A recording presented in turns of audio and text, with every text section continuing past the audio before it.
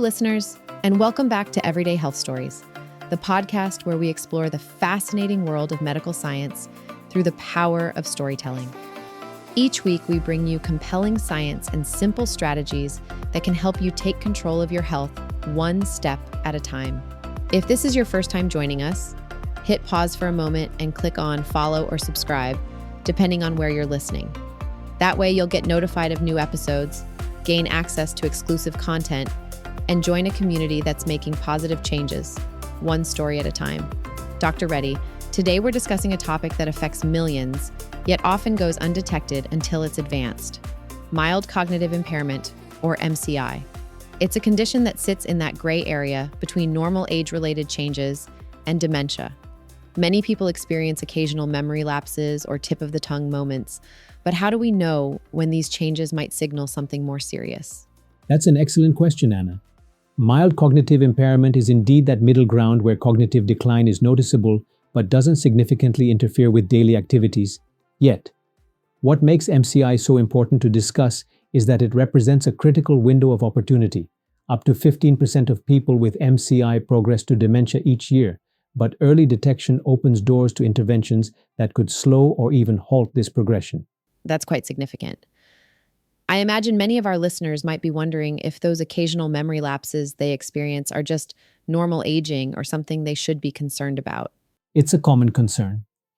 Normal aging might involve occasionally misplacing keys or forgetting someone's name, but remembering it later. With MCI, these issues become more persistent.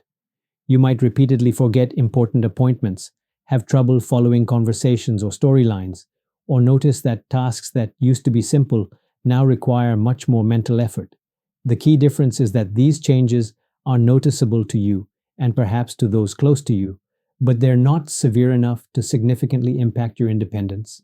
Can you share a story of someone who experienced MCI and how early detection made a difference in their journey? Certainly. I recently worked with Elena, a 68-year-old retired teacher who had always prided herself on her sharp memory. She began noticing that she was having trouble remembering the names of characters in the novel she was reading, something that had never been an issue before.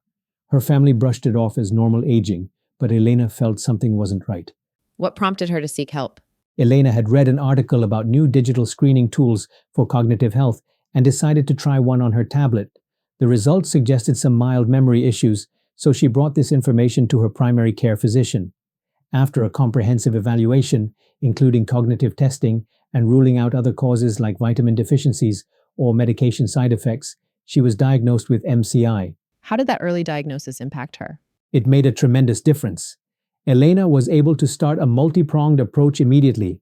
She began a structured exercise program, made dietary changes, engaged in cognitive training exercises, and joined a community program for people with MCI. She also enrolled in a clinical trial for a promising new intervention. 2 years later, her cognitive function has remained stable rather than declining, which is a significant win. Had she waited until symptoms were more severe, she might have missed that critical window for intervention. Elena's story is powerful because it highlights the importance of trusting your instincts when something feels off. Dr. Reddy, let's talk about what's new in MCI detection. I understand there have been some exciting developments in this field. Absolutely. A lot has changed in just the past year, with technology playing a major role. One exciting example comes from researchers at the University of Missouri. They've developed a portable system that uses artificial intelligence to pick up on slight changes in how people move, like walking or standing. These small changes can be early signs of MCI, which often appears before more serious memory issues. How does that work exactly? The system monitors older adults as they perform simple tasks like standing still, walking, and standing up from a bench, all while counting backward by sevens, which adds a cognitive load. Their AI system can identify 83% of those with MCI by detecting subtle differences in how people move when their brain is working hard. Some people walk slower or take smaller steps, others have more sway or take longer to stand up. These changes are so subtle that you couldn't detect them with just observation or a stopwatch. That's fascinating. So it's picking up on the brain-body connection in a way that wasn't possible before. Precisely. And what makes this technology particularly valuable is its potential for deployment in rural communities where access to neuropsychologists is limited. The researchers envision these systems in county health departments, assisted living facilities, community centers, and senior centers, making screening much more accessible. Are there other new screening tools that our listeners might be able to access more readily? Yes, there are several digital tools being developed that are more consumer friendly. For instance, researchers in Singapore have developed Pensieve AI, a drawing based digital test that can be self administered in less than 5 minutes. What's special about this tool is that it's designed to work across diverse literacy levels, making it accessible to underserved communities worldwide. That's important because cognitive screening has traditionally favored those with higher education levels, right? Exactly. Most traditional tests require trained professionals and assume high literacy levels, which creates disparities in who gets screened. Pensieve AI addresses this by using drawing tasks that don't rely heavily on language or education. In a study involving over 1,700 older adults, it showed excellent performance in detecting MCI and dementia, comparable to traditional neuropsychological assessments. What about smartphone-based options? So many of our listeners use smartphones daily. That's where some of the most accessible innovation is happening. A new app called MemScreen has been validated for MCI detection in both general and clinical populations.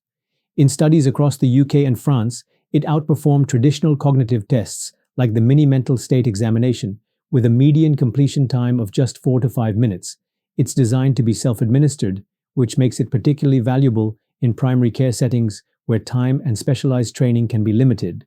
These technological advances sound promising, but are there more traditional medical approaches to detecting MCI that are also evolving? Absolutely. One of the most exciting breakthroughs is happening at the molecular level with blood-based biomarkers. Researchers at Stanford University recently found that the ratio between two brain proteins in the blood can reveal cognitive impairment more accurately than many of the markers we've used in the past.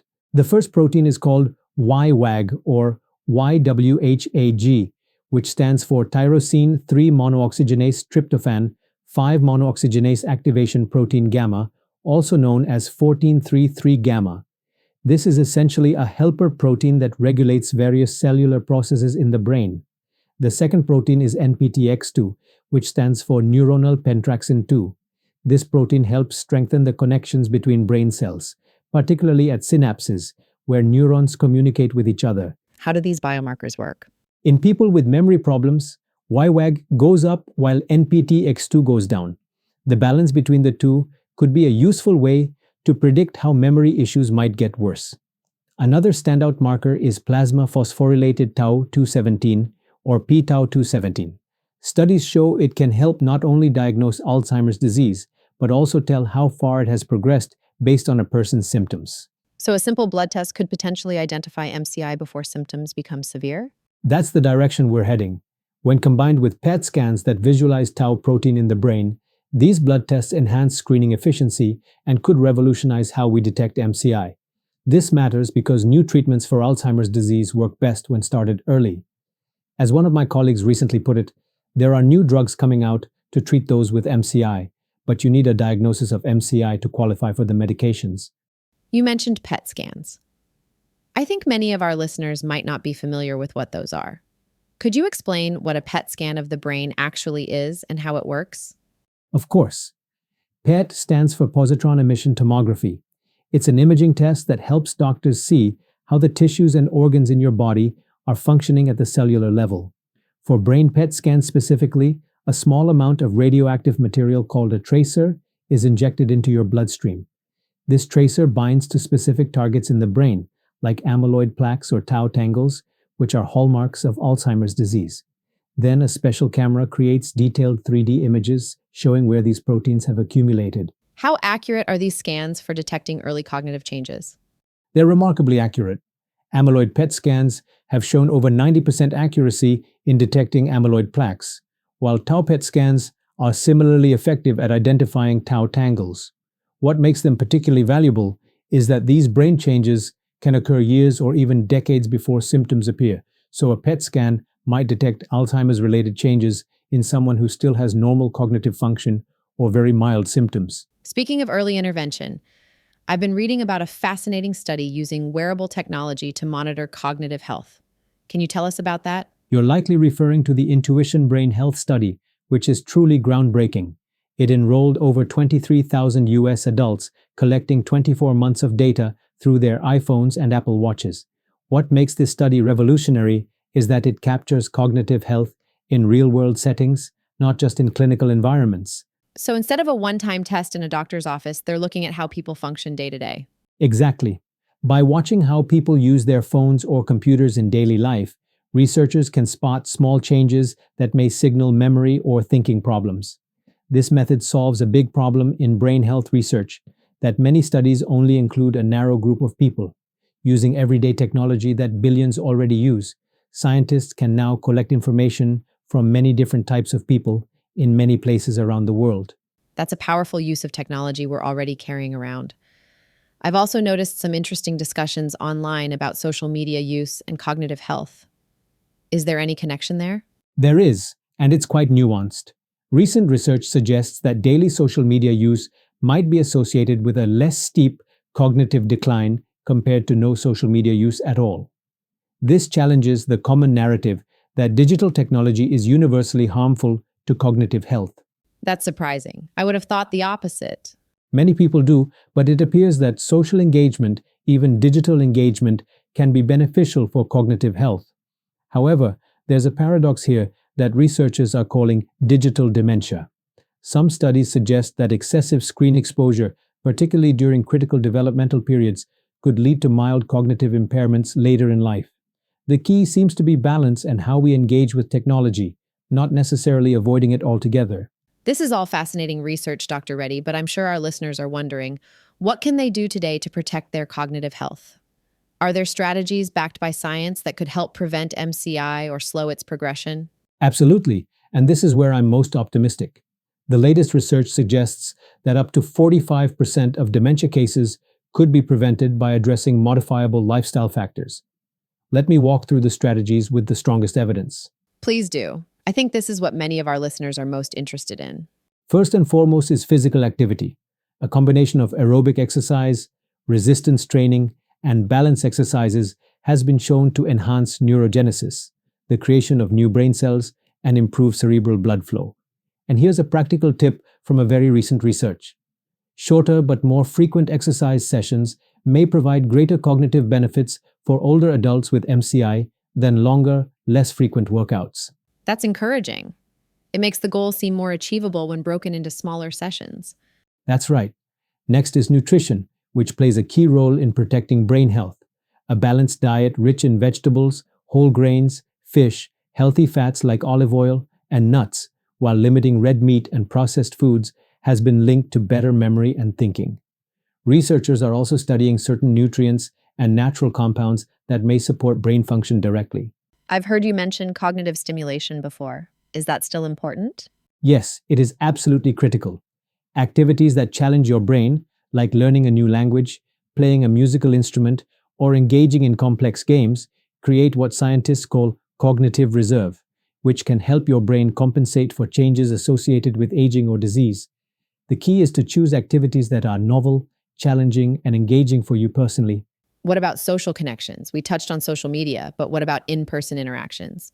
Social engagement is emerging as a powerful protective factor. Recent research shows that social networks can mediate the relationship between MCI and mood problems. Maintaining strong social connections may help buffer against cognitive decline, even in the digital age. This could be through community groups, regular family gatherings, or volunteer work, anything that keeps you connected and engaged with others. Sleep quality is something we've discussed in previous episodes. Does that play a role in cognitive health as well? Yes, it does. During sleep, your brain clears out toxins, including those associated with Alzheimer's disease. Aim for 7 to 8 hours of uninterrupted sleep, and talk to your doctor if you have sleep disorders like sleep apnea, which has been linked to increased risk of cognitive impairment. Creating a consistent sleep routine and environment can make a significant difference in sleep quality. Any other factors people should be aware of? Managing chronic conditions like hypertension, diabetes, and hearing loss is crucial. These conditions have been identified as risk factors for dementia, and addressing them early can significantly reduce your risk. Regular checkups and following treatment plans for these conditions should be considered part of your cognitive health strategy. Before we wrap up, I'd like to touch on something I've noticed in my research for this episode. There seems to be growing attention to cognitive health in the workplace. Can you speak to that? This is an under-discussed aspect of MCI that deserves more attention. With many people working well into their 60s and beyond, cognitive health is becoming a workplace concern. A recent report highlighted that the risk of MCI increases with age, which has implications for organizations with aging workforces. Is this primarily about productivity concerns? It's much broader than that. It's about creating supportive environments where cognitive diversity is recognized and accommodated. Some forward-thinking companies are implementing cognitive health programs that include stress management, cognitive training, and ergonomic designs that reduce cognitive load. This represents a shift in how we think about brain health, not just as a medical issue, but as a social and organizational one as well. That's an important perspective shift. Dr. Reddy, as we come to the end of our discussion, what's your key takeaway message for our listeners about MCI? Mild cognitive impairment represents both a challenge and an opportunity. The challenge lies in detecting it early enough to make a difference. The opportunity is that with early detection, we have more options than ever before to potentially slow or even prevent progression to dementia. If you're concerned about your cognitive health or that of a loved one, don't wait. Talk to your healthcare provider about screening options and consider incorporating the prevention strategies we've discussed into your daily routine. Remember, when it comes to brain health, being proactive could make all the difference. Thank you, Dr. Reddy, for this enlightening conversation about mild cognitive impairment. You've given us valuable insights into the latest detection methods and practical strategies for protecting our cognitive health. It's been my pleasure. Cognitive health is something we all need to be mindful of, and I'm glad we could shed light on this important topic. And a big thank you to our listeners for joining us on Everyday Health Stories. We hope this episode has inspired you to take proactive steps for your cognitive health. Don't forget to subscribe for more insightful conversations on health and wellness. If you found this episode valuable, please share it with others who might benefit from this information, especially those concerned about cognitive changes in themselves or loved ones. And as always, the information provided in this podcast is for educational purposes only and does not constitute medical advice. Always consult with a qualified healthcare professional before making significant changes to your health routine, especially if you have pre-existing health conditions. Until next time, stay curious about your health and remember that small, consistent actions today can lead to better cognitive health tomorrow. Bye for now.